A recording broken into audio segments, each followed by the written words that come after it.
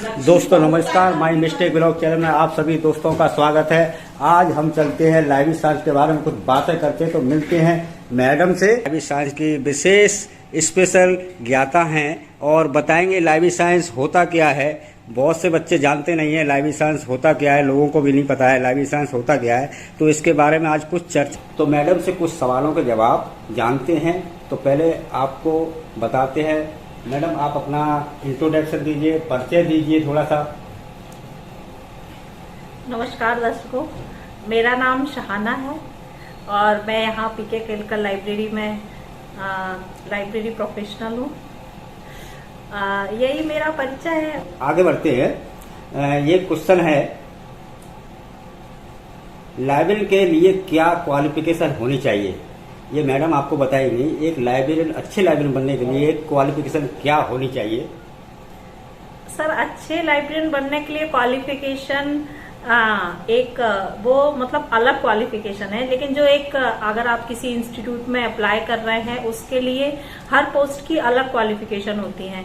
अगर आप एक जूनियर लेवल की पोस्ट के लिए कर रहे हैं तो वहाँ बीले, अच्छा, वहाँ भी लाइब्रेरियन होता है। हाँ, तो एक हायर एजुकेशन में भी लाइब्रेरियन होता है। हायर एजुकेशन में भी लाइब्रेरियन होता है। तो अगर आप एक पोस्ट के हिसाब से क्वालिफिकेशन होती है। अगर आप एक जूनियर लाइब्रेरियन के लिए अप्लाई कर रहे हैं तो वहाँ पे आपको बीलिप मांगा जाता है और एक्सपीरियंस मांगा जाता है। और अगर कहीं आप ऐसी जगह अप्लाई कर रहे हैं जहाँ पे सीनियर पोस्ट के लिए कर रहे हैं तो वहाँ एमलिप प्लस एक्सपीरियंस मांगा जाता है। और फिर आगे उसमें भी असिस्टेंट लाइब्रेरियन के लिए कर रहे हैं तो आपके लिए नेट है जो उसकी वो एलिजिबिलिटी मांगी जाती है। जी जी जी जी और एक्सपीरियंस। चलो फिर और बढ़ते हैं एक अगले क्वेश्चन के लिए। एक क्वेश्चन है कि सबके आजकल माता पिता चाहते हैं कि मेरा बच्चा जो है डॉक्टर बने, इंजीनियर बने, लेकिन आपने ये लाइव साइंस का प्रोफेशन कैसे चुना और कहाँ से आपको ये प्रेरणा मिली? हाँ सर, ये तो बहुत अच्छा क्वेश्चन आपने पूछा। हालांकि ये क्वेश्चन अगर मैं अपनी अनुभव की बात करूं तो मैं बहुत सारे लोग इससे शायद एग्री भी करें कि ये प्रोफेशन बाय चांस है बहुत सारे लोगों का, बाय चॉइस बहुत कम लोगों का है। मैं ये नहीं कह रही कि सारे लोगों का बाय चांस है, काफी कम लोग जानते हैं। हाँ, काफी कम लोगों का है ये जो बाय चॉइस है। और मेरा अगर जहाँ मेरे बारे में बात है तो मेरा भी ये बाय चांस ही है, बाय चॉइस ही मेरा प्रोफेशन नहीं था। लेकिन हाँ, अब जब इस प्रोफेशन में आ गई हूँ तो ये प्रोफेशन अब मेरे को बहुत अच्छा लगता है। अच्छा, अब अगले क्वेश्चन की तरफ बढ़ते हैं। क्वेश्चन है इनके लिए, मैडम आप प्रेजेंट जॉब से पहले कहाँ जॉब करते थे और दर्शकों को कुछ अनुभव शेयर करें, जो कहाँ जॉब करते थे और यहाँ कैसे आए? हाँ सर, मैं यहाँ से पहले मेरा जॉब मैंने दिल्ली में काम किया है। उससे पहले मैंने ग्रेटर नोएडा में भी काम किया है। तो ग्रेटर नोएडा में मैंने एक मैनेजमेंट इंस्टीट्यूट में काम किया है, वो मेरा फर्स्ट जॉब था। तो वहाँ भी काफी कुछ सीखने को मिला। और सेकंड मैंने काम किया है IARI में, एग्रीकल्चर इंस्टीट्यूट था। वहाँ पर किस पोस्ट पर? एक रिसर्च इंस्टीट्यूट था और मेरा पोस्ट वहाँ पे रिसर्च एसोसिएट का था। मैं वहाँ पे एक प्रोजेक्ट में प्रोजेक्ट पे काम कर रही थी जो ई ग्रंथ प्रोजेक्ट है। अगर आप अभी नेट पे डालेंगे तो ई ग्रंथ प्रोजेक्ट आ जाएगा। तो उसका सारा काम हम लोगों ने किया है। मतलब उस ई ग्रंथ प्रोजेक्ट में हम लोग क्या कर रहे थे, हम लोग जो ओल्ड एंड रेयर डॉक्यूमेंट्स थे उनको हम डिजिटाइज कर रहे थे। अच्छा, तो वो हमारा काम वहाँ पे मैंने उस पे काम किया है। अच्छा, और वहाँ के काम में और यहाँ के काम में कोई अंतर समझ में आया? काफी अंतर है वहाँ के और यहाँ के काम में, क्योंकि वो एक प्रोजेक्ट का काम था। मतलब मैं सिर्फ वही काम करना था। जैसे कि अगर हमको ई ग्रंथ जो हमारा सिर्फ प्रोजेक्ट था और ये पूरी लाइब्रेरी का, तो यहाँ सारे काम है। जैसे अब यहाँ बाइंडिंग का काम है तो आपको वो भी करना होना, और न्यूज़पेपर से रिलेटेड तो यहाँ आपको सारे काम करना होते हैं। सर्कुलेशन भी है, आपकी टेक्निकल प्रोसेसिंग भी है, तो यहाँ सारे काम करने होते हैं। और वहाँ पे बस कुछ स्पेसिफिक ही काम हम लोग को दिया जाता था। अच्छा, तो मैडम अब बढ़ते हैं एक इंटरेस्टिंग क्वेश्चन है। आज के समय को देखते हुए भविष्य में लाइब्रेरी का स्वरूप कैसा होगा, जबकि आजकल हर चीज डिजिटल हो रहा है? संक्षिप्त में हमारे दर्शकों को थोड़ा सा बताइएगा आज के समय में।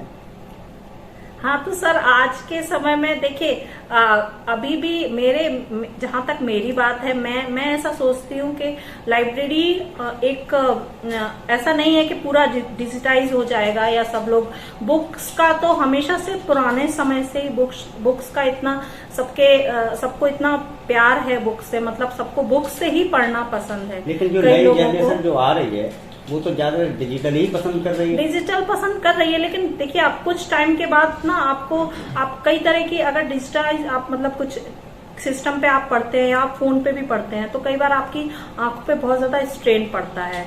लेकिन अगर आप बुक से पढ़ते हैं तो वो चीज एक नई रहती है और आपको जो चीज बुक में है वो डिजिटाइज नहीं है और जो डिजिटाइज है वो बुक में नहीं है, मतलब बुक का फिर भी एग्जिस्टेंस रहेगा। लेकिन डिजिटल कभी भी खत्म भी हो सकता है, वायरस आ गया जो हो गया, लेकिन किताब में इतनी जल्दी वायरस नहीं आता है। हाँ।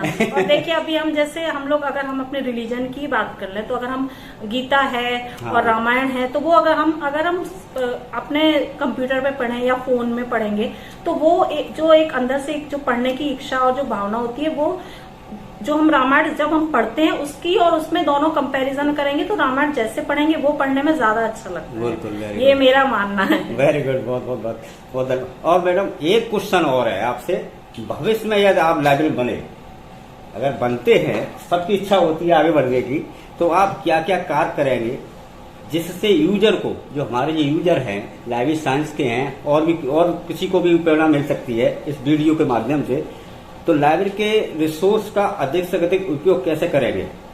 हाँ भविष्य में लाइब्रेरी बनी मतलब मैं तो अभी भी समझती हूँ कि हाँ आइडियाज तो इंसान के मन में होते ही है हमेशा, तो वो इंसान दे सकता है।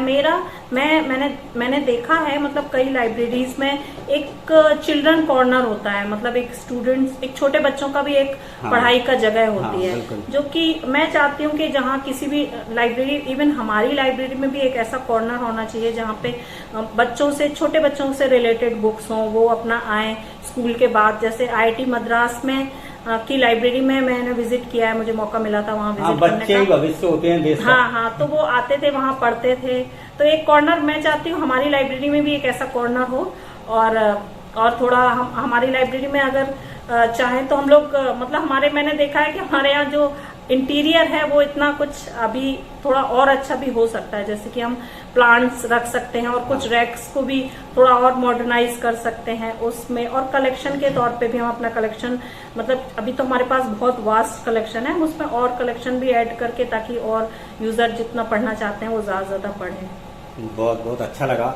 और मैडम सबसे लास्ट में एक क्वेश्चन है, लाइब्रेरी प्रोफेशन के नाते आपने बहुत सारी बुक्स पढ़ी होगी, लेकिन उसमें से आपकी पसंदीदा बुक्स कौन सी होगी? बहुत ढेर सारी किताबें पढ़ी होंगी अब तक अपने जीवन में, कहाँ काम करके आई हैं, लेकिन उसमें से कोई ना कोई बुक ऐसी होगी जो कि दिल को छू लेने वाली होगी। हाँ, मैंने बहुत सारी बुक्स तो अभी तक बहुत सारी देखा जाए तो नहीं पढ़ी, अभी मुझे बहुत सारी बुक्स और पढ़ना है। लेकिन जैसा आपने कहा कि लाइब्रेरी प्रोफेशनल होने के नाते, हाँ हम लोग लाइब्रेरी में हैं तो हम लोग की पढ़ने की जो एक रीडिंग हैबिट है वो हम लोग की अपने आप हो जाती है, मतलब हम लोग को पढ़ने का मन करता है। अभी इस प्रोफेशन से पहले शायद उतना नहीं करता हो, लेकिन इसको ज्वाइन करने के बाद हमारा मन करता है कि हम भी काफी बुक्स पढ़ें और भी बुक्स पढ़ें। तो हाँ, अब सर के क्वेश्चन पे आते हैं तो मेरी पसंदीदा बुक गीता है। गीता में हमें जिंदगी जीने का पूरा सार मिलता है। हमें रोज अपने, ऐसा नहीं है कि वो मतलब सिर्फ जब तकलीफ हो तब वो चीज काम आए, हम रोज भी पढ़ेंगे तो हम डे टू डे की चीजें भी हमें गीता से पढ़ के सॉल्विंग मिल जाता है।